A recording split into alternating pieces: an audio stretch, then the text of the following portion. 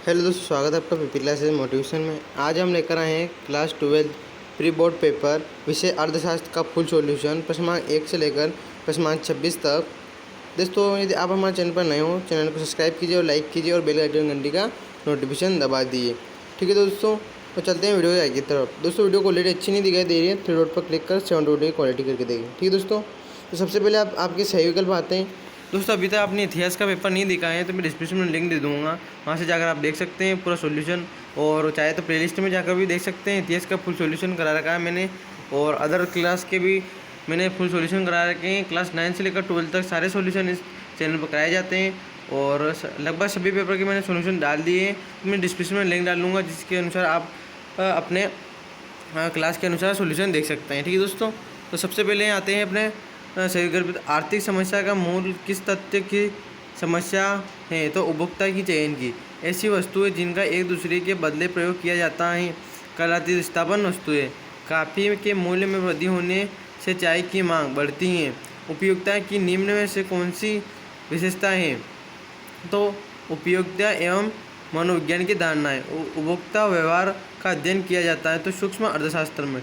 ठीक है दोस्तों, ये आपके कंप्लीट हुए हैं। उसके बाद आपके आते हैं रितिस्थान। तो अल्पकालीन उत्पादन फलन को कहा जाता है तो परिवर्तनशील साधन। ठीक है दोस्तों, और पैमाने के प्रतिफल में संबंधनकालीन की अवधि है तो अल्पकालीन अवधि। उसके बाद तीसरा है सीमांत लागत केवल लागतों पर निर्भर करती है तो औसत लागतों पर। उसके बाद है उत्पादन के प्रति इकाई लागत को कहते हैं तो औसत लगन लागत दोस्तों। ठीक है, उसके बाद पूर्ण प्रतियोगिता विक्रेता वस्तुएं बेचता है तो समरूप एवं एक जैसी। ठीक है दोस्तों, ये आपका 5वां आंसर भी कंप्लीट हो चुका है इसमें। उसके बाद आपके सत्य और एक वाक्य के आंसर आते हैं। तो इसके बाद है पूर्ण प्रतियोगिता बाजार को कम कीमत प्राप्त होती है तो असत्य। साधन की मांग व्युत्पन्न मांग होती है, सत्य दोस्तों। और तृतीय क्षेत्र में सेवा क्षेत्र का नाम से जाना जाता है, बिल्कुल सत्य। आरबीआई जनता का बैंक होता है, सत्य दोस्तों। व्यवसायी बैंक जनता की जमाएं स्वीकार नहीं करता, असत्य दोस्तों ये। और उसके बाद आरबीआई का पूर्ण स्वरूप मतलब पूरा नाम है इसका तो रिजर्व बैंक ऑफ इंडिया है। और एसबीआई का पूरा नाम आपको सभी को पता है, स्टेट बैंक ऑफ इंडिया है। और भारतीय का वित्तीय वर्ष होता है तो 1 अप्रैल से 31 मार्च दोस्तों। चौथा मिला नहीं हमें, यदि आपको मिले तो कमेंट बॉक्स में आंसर जरूर बताइएगा। और 5वां है भारत के बजट में कवि की अवधि क्या होती है तो 1 वर्ष। ठीक है दोस्तों, और चलते हैं जोड़ी की तरफ। ये जोड़ी है अपने दोस्तों। तो प्रत्यक्ष कर तो इसका होगा आयकर। और व्यापार संतुलन इसका होगा केवल दृश्यमंदे। और भुगतान संतुलन में इसमें आएगा आपका वस्तु का आयात और लेन देनदारी, इसमें आपका आंसर आएगा। सॉरी दोस्तों, इसका ये आंसर नहीं आएगा, तीसरे का ये वाला आंसर आएगा। दृश्य प्रकाश एवं अदृश्यमंदे और लेन देनकारी का आएगा वस्तु का आयात और लेन देनकारी का आपका बचा है लास्ट लेनदारी का वस्तु का निर्यात। ठीक है दोस्तों, और उसके बाद चलते हैं आपके प्रश्नांक 6 की तरफ, आंसर और क्वेश्चन की तरफ। तो यही सबसे पहला है सीमांक उपीदय किसे कहते हैं? तो इसका आंसर है कभी कभी मनुष्य अपनी आवश्यकताओं की पूर्ति के लिए किसी वस्तु को एक से अधिक इकाइयों को उपयोग करना पड़ता है। ऐसी स्थिति में उपयोग की जाने वाली अंतिम को सीमांत इकाई कहते हैं। इस अंतिम इकाई को प्राप्त होने वाली उपयोगिता को सीमांत उपयोगिता कहते हैं दोस्तों। यहाँ तक लिखना है आपको। ठीक है दोस्तों, उसके बाद चलते हैं प्रश्न 7 की तरफ। 7 मुझे मिला नहीं दोस्तों, 8वां है और इसका आंसर चाहिए तो कमेंट बॉक्स में मैसेज जरूर करें दोस्तों, मैं आपको जल्दी से अपलोड कर दूँगा जब मुझे मिल जाएगा तो। और कीमत निम्न सीमा क्या है? तो किसी वस्तु या सेवा की सरकार द्वारा निर्धारित ऊपरी सीमा या अधिकतम कीमत सीमा को उच्चतम निर्धारित कीमत कहते हैं। ठीक है दोस्तों, ये आप चाहे तो पूरा भी लिख सकते हैं इसे एच डी तो, पर यहाँ तक इसका आंसर है। ठीक है दोस्तों, ये 8वां कंप्लीट हुआ। आप चलते हैं 9वां की तरफ। 9वां प्रजातीय आय किसे कहते हैं? तो किसी राष्ट्र के एक वर्ष में व्यक्तियों की औसत आय को उस राष्ट्र की प्रतिव्यक्ति आय कहते हैं। यह धारणा भी चालू कीमतों और स्थिर कीमतों की आय पर माप से संबंध रखती है। जैसे यदि चालू कीमतों पर 2000 की प्रति व्यक्ति आय मालूम करनी हो तो उस वर्ष को राष्ट्रीय आय को उसी वर्ष की जनसंख्या द्वारा विभाजित कर दिया जाता है। ये सूत्र लिखना दोस्तों, 2011 की प्रतिव्यक्ति आय बराबर 2011 की राष्ट्रीय आय बटे 2011 की जनसंख्या। ठीक है दोस्तों, और चलते हैं प्रश्न 10 की तरफ। तो प्रश्न 10वां है संतुलित बजट किसे कहते हैं? अथवा वाला आंसर है जब किसी वर्ष सरकार को प्राप्त होने वाली आय सरकार द्वारा किए जाने वाले व्ययों के ही बराबर होती हैं, तो इसे संतुलित बजट कहते हैं। ठीक है दोस्तों। और प्राय यह एक आर्थिक व्यवस्था होती है जिसका पालन करना कठिन होता है। वर्तमान में सरकार के चाहते हुए भी संतुलित बजट को बनाना कठिन है, क्योंकि सार्वजनिक व्ययों में वृद्धि होने के कारण ये सस्ता संभव नहीं है। ठीक है दोस्तों, यहाँ से लिख सकते हैं आप यहाँ तक संतुलित बजट किसे कहते हैं। ठीक है, तो इसे संतुलित बजट किसे कहते हैं। ठीक है, उसके बाद प्रश्न अगली तरफ चलते हैं। अगला है आपका प्रश्न 11वां, अथवा मांग के 3 अपवाद नियम लिखने हैं। तो मांग के 3 अपवाद नियम है, भविष्य में किसी वस्तु के दुर्बल होने की संभावना, ये पूरे लिखने दोस्तों। आवश्यक वस्तुओं के संबंध में यह नियम क्रियाशील नहीं होता है। और अगला है प्रतिस्थापन प्रदान करने वाली वस्तु अथवा मूल्यांकों की मांग पर नियम लागू नहीं होता है दोस्तों। और इसका बाकी बचाए लिखना है। ठीक है दोस्तों, ये प्रश्न अगला गया आपका 13वां, स्थिर लागत किसे कहते हैं, उदाहरण देकर समझाइए।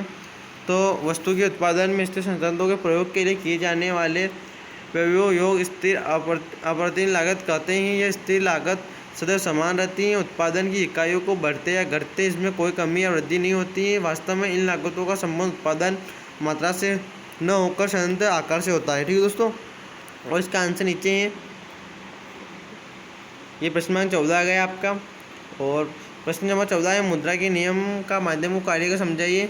तो इसमें आपके पॉइंट है, विनिमय का माध्यम आएगा आपका पहला पॉइंट। दूसरा है मूल्य का मापक। आप चाहे तो स्क्रीनशॉट ले दोस्तों। तो क्वालिटी अच्छी नहीं दिखाई दे रही, 3 डॉट पर क्लिक कर 720 क्वालिटी करके देगी। ठीक है दोस्तों, उसके बाद ये आंसर आपका बचा हुआ लिखना है आपने। ठीक है दोस्तों, प्रश्न क्रमांक 15 है, एक अर्थव्यवस्था की प्रमुख केंद्रीय समस्या को समझाइए।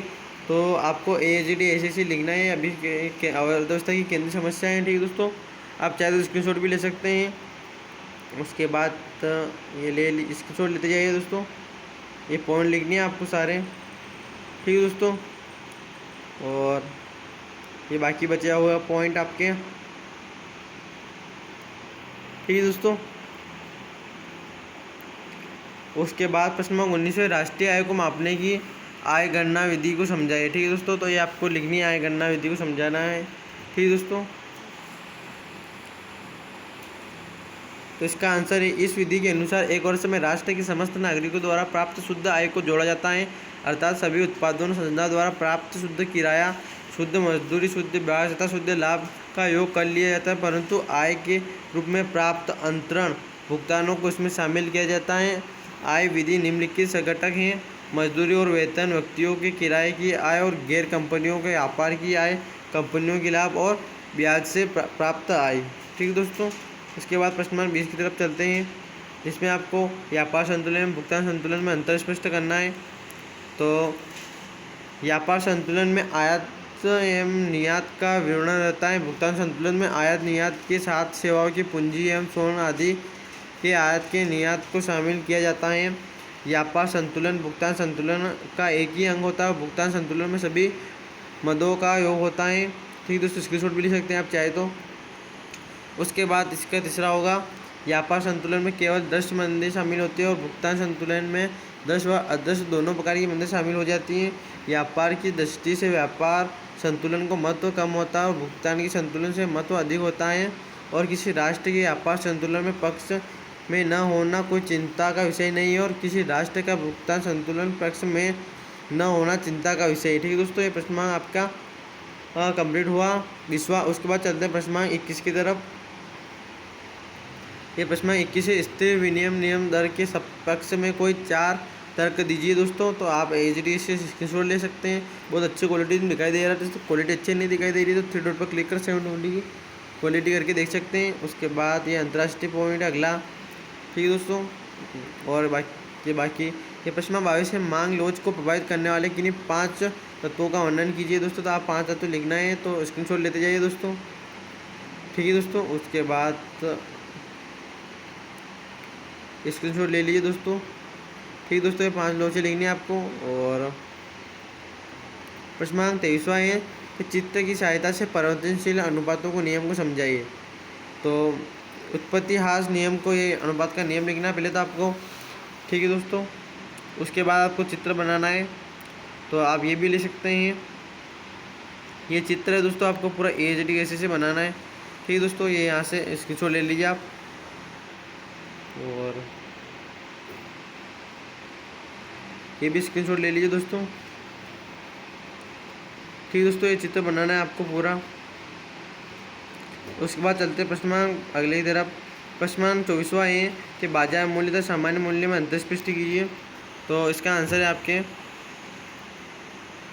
कि बाजार मूल्य में अंतर अल्पकालीन मूल्य तथा सामान्य मूल्यकालीन दीर्घकालीन मूल्य। बाजार में मूल्य किसी समय विशेष में वास्तव में प्रचलित होता है। सामान्य मूल्य काल्पनिक जो किसी वास्तव में किसी समय विशेष पर प्रचलित नहीं होता है। बाजार मूल्य में मांग अधिक सक्रिय होती है और सामान्य मूल्य में पूर्ति अधिक प्रभावशाली होती है।